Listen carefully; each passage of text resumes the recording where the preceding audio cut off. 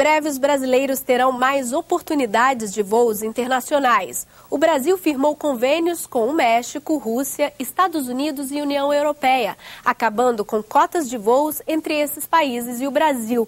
As empresas poderão explorar voos diretos para qualquer ponto do país. Em alguns dos acordos, há restrições ao aeroporto de São Paulo. O objetivo é criar novos portões internacionais de entrada e saída no país. Diplomacia agrícola. 38 países africanos estão sendo atendidos pelo Programa de Formação de Profissionais no campo da agricultura. O projeto é da Agência Brasileira de Cooperação com apoio da Embrapa.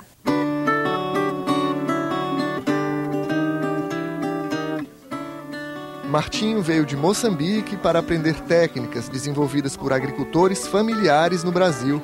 Ele e outros 4 moçambicanos participam do projeto Pro-Savanas, um acordo de cooperação firmado entre os 2 países, mais o Japão, para aumentar a produção de alimentos na África. Vai ser importante porque nós temos as tecnologias que estão aqui sendo desenvolvidas, são tecnologias já um pouco mais avançadas em relação àquelas que nós temos em Moçambique.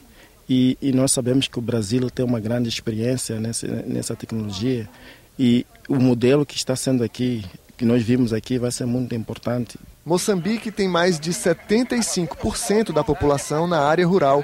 Um dos desafios do país é adaptar culturas como tomate e batata inglesa ao clima quente da África. Aqui no Brasil, os moçambicanos conheceram a Fazenda Larga, a 90 quilômetros de Brasília.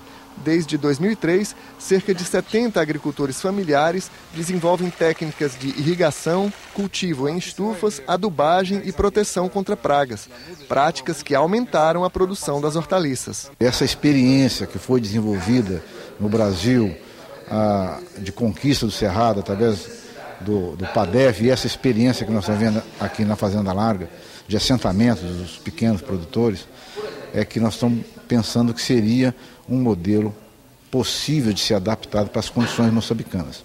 Mesmo porque as savanas moçambicanas são em condições de edafoclimáticas, são muito próximas da região norte do Cerrado, estão na mesma latitude, são climas bastante próximos e a qualidade de terra também bastante similar. Então nós acreditamos que, além do modelo de desenvolvimento que está sendo traçado, a questão da tecnologia seria facilitada por conta dessas condições. A cooperação técnica com países da África ganhou força na política externa brasileira durante o governo do ex-presidente Lula. Hoje o Brasil mantém acordos com 38 nações africanas, 22 deles na área de agricultura. O país desenvolve ainda projetos de cooperação nas áreas de saúde e formação profissional. Veja no mapa as principais ações brasileiras no continente africano. Na agricultura, o país capacita produtores de algodão em Mali, Benin, Burkina Faso e Chad. Senegal tem treinamento no plantio de arroz. Na área de saúde, a Agência Brasileira de Cooperação está presente em Gana para combater as doenças do sangue. Na formação profissional, o Brasil mantém escritórios do Senai em Angola, Cabo Verde, Guiné-Bissau, Moçambique e São Tomé e Príncipe.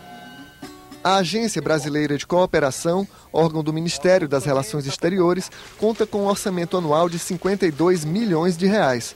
O Brasil vê a ajuda aos outros países em desenvolvimento como um compromisso moral. Moralmente, nós temos a obrigação de capacitar outros povos para que eles garantam sua própria segurança alimentar. Está capacitando futuros concorrentes, mas eu acho que a concorrência faz bem e as empresas brasileiras entendem isso, a Embrapa, o governo brasileiro entende assim.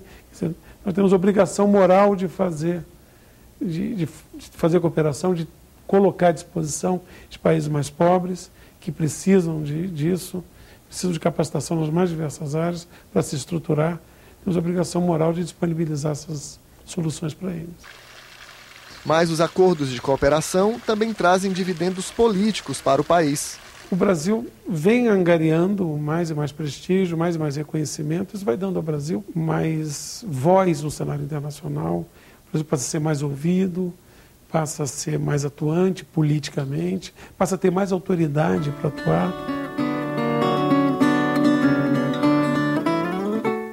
E se você for viajar para o exterior e deseja pagar as despesas com cartão de crédito, cuidado.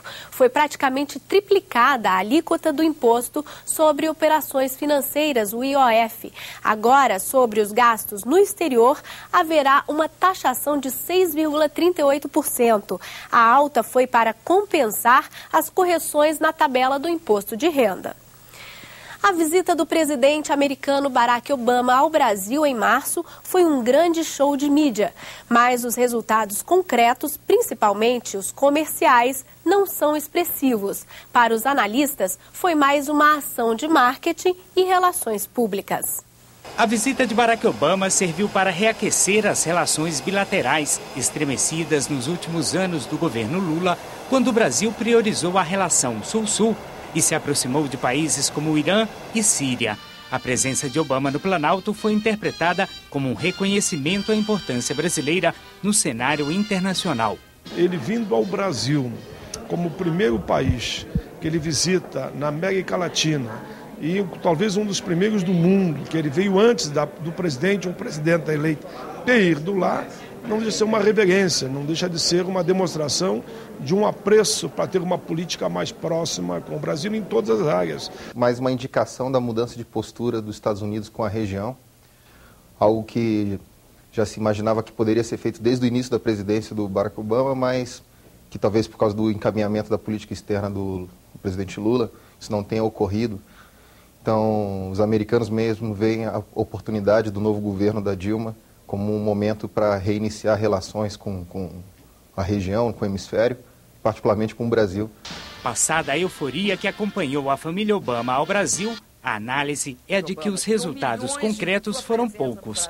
A visita ficou apenas nos gestos. Foi a visita de um popstar. Poderia ser comparada à vinda aqui da Madonna, né?